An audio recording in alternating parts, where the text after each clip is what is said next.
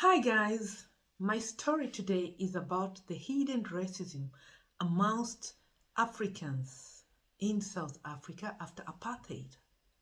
For those of you who are here for the first time, my name is Catherine and I tell true stories and facts.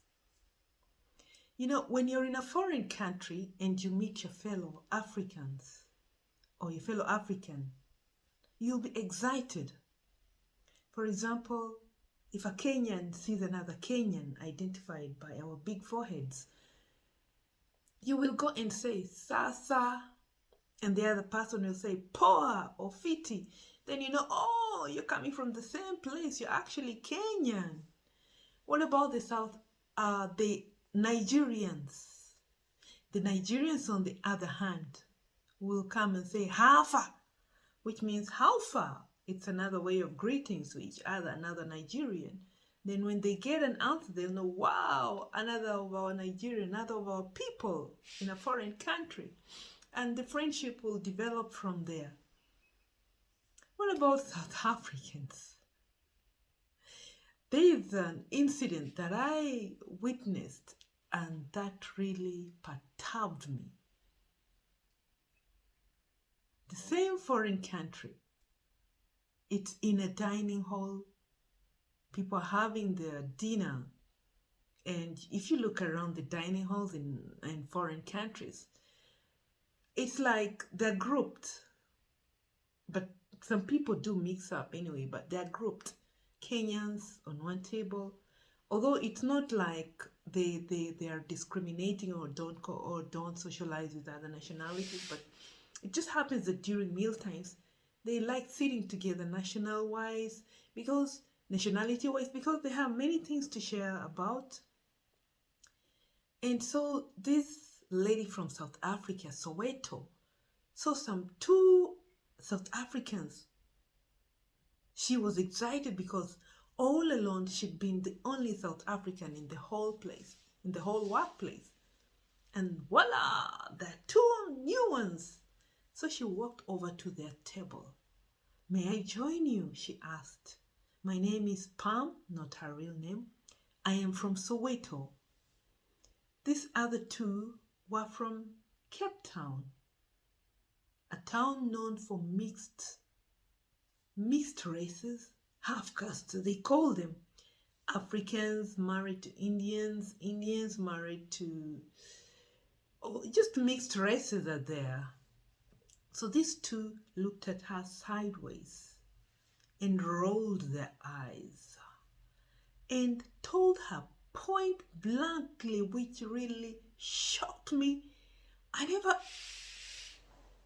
expected such a thing to come from somebody's mouth, really. They looked at her and told her, we are not black. We are not black like you are.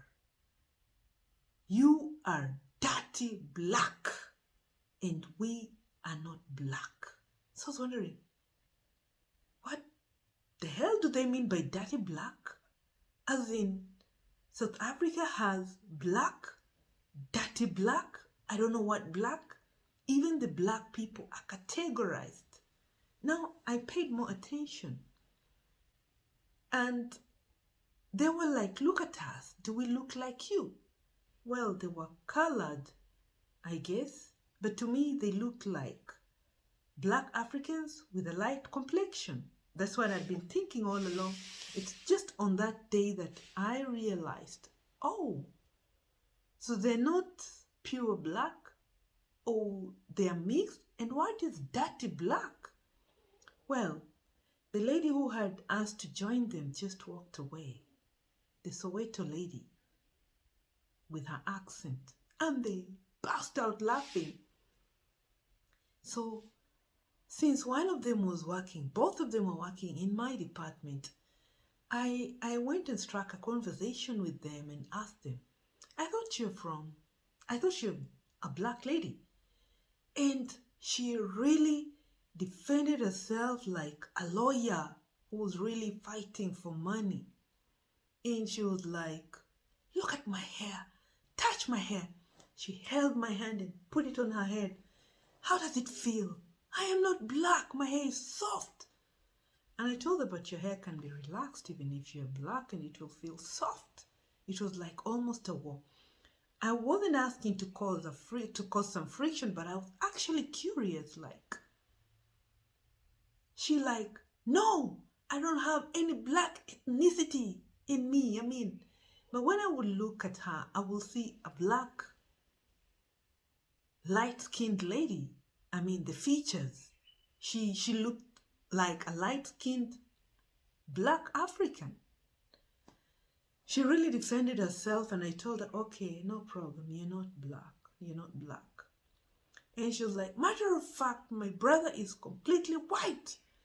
As in, then I understood, okay, she is a colored with a generation, a bigger generation of somebody having been black in the generation, intermarried and things like that. And finally she came out. If her brother is white, probably maybe her grandfather married a black woman or a black man whatsoever. The black man must have married a white lady, and that white lady must have produced a completely white man because of the genes. Then I understood, okay, no problem. But then I asked her, but what's the problem with being black anyway? And what's the meaning of dirty black? She told me, there are different complexions. Dirty black is completely black. You don't have any tinge of mixture. Like, for example, I am dirty black now. No mixed race. I said, okay, all right. And what is the other black? So to them, the other black is Indian, half caste, which he was. But according to the South Africans, once you were not white, you were black, and you're below anything. You're discriminated against. They don't give you better jobs. They don't give you better services because you are in one or another black. And so these black people that are classified black came together and began discrimination against themselves. You know, it's like bullying in high school. If there's bullying in high school, you will also wait for another batch of newcomers and bully them so that you feel greater. So this one decided to create racism amongst the rest. I mean, racism has been applied on you. You've been grouped together as black, and now you black people group yourselves again to feel better. This is just one of the stories. Then another one was hired. Another black lady was hired by a colored South African. And if you look at them, the colored people, they're trying very hard to be on the side of white people. So, but the features are Africans, you know, big asses, big boobs, big lips. Their noses are obviously African noses, but they try very hard to look white. She had made her hair blonde, colored her hair blonde, and she was looking at herself like a white person generally and not a colored person.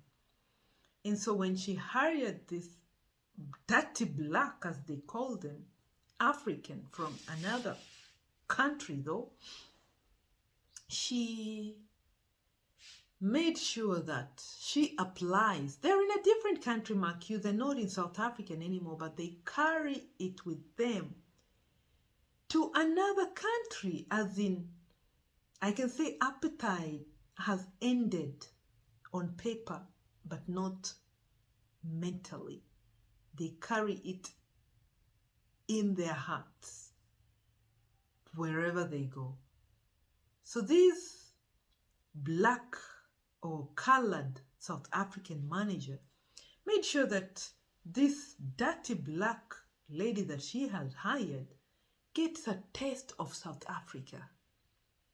And she will tell the other employees who had like Caucasian hair, as in, it's like, it's a rule like in most of the hotels, if you're working at the front desk, you need to have your hair tied behind if it's long. Or if it's an afro, you can as well leave it in an afro style, but don't just leave it flowing on your shoulders if it's long. So most of the Caucasian ladies at the front desk will hold their hairs in what do you call this? In a bun. They will hold it in a bun backwards, which was the rule. Like for the airlines or for the front office, the hair needs to be held in a bun, but at the back if it's long. But now this one calls a meeting and tells the front desk, I want all of you to leave your hair flowing, which is unheard of, which keeps the dirty black lady from qualifying to having the standard of the front desk that she's looking for.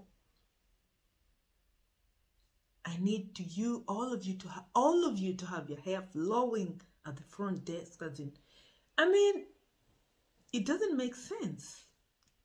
It's very unprofessional, but she was like hitting on the dirty black African lady at the front desk that she had hired. One wonders, did she hire the black lady to practice her racism on her or what? And finally she was like, you don't fit in. You don't fit in as in what? You don't fit in. As in, this lady had been working for so many organizations as a black lady alone, and she'd never heard this statement from any other manager, because these other managers were not South African. But here she comes in an organization that she has a South African colored lady who now puts the standards of you don't fit in. Fit in as in what? No explanation. They even carry to the religious communities. You imagine in a religious place where you expect people to be very prayerful, very holy. All the virtues are found there, most of them. But wow, in South Africa, a mother superior from Kenya had to be sent to a convent of the same religious congregation to dilute, to try, I don't know whether she succeeded, to try and dilute the racism inside the convent. So one wonders, why did you go to the convent? I thought to get closer to God even more than as you believe the others outside. Like you will leave the world and go and concentrate on God alone in a convent.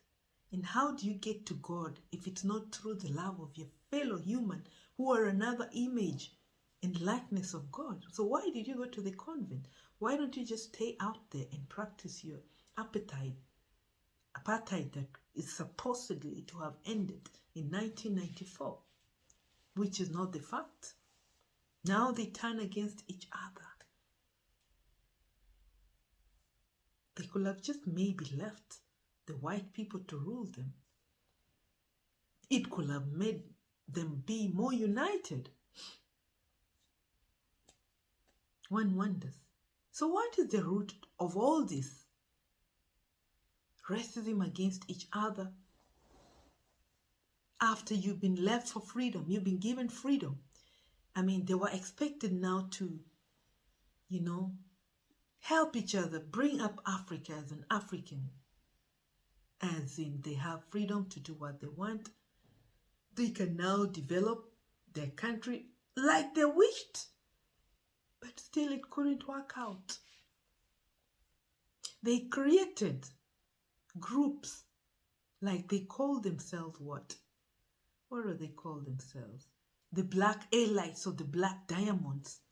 Now a group came up of middle and high class calling themselves the Black Elites or the Black Diamonds, leaving out the poorer Africans feeling left out.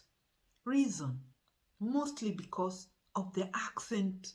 Like most of the people in Soweto went to schools where they were not, the English was taught by other black people. So they did not develop the accents, and the English will only be spoken during the lessons.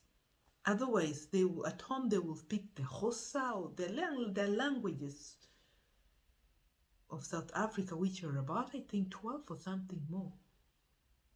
The Zulu, the Xhosa, I don't know, many. You can put in the comments if you remember any of those South African tribes that they speak at home and not in class.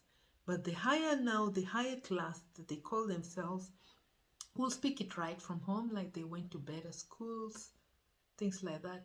Even though there will be discrimination, some of them made it through, the higher blacks made it through to the European schools, and now they had a bit of, accents, better accents.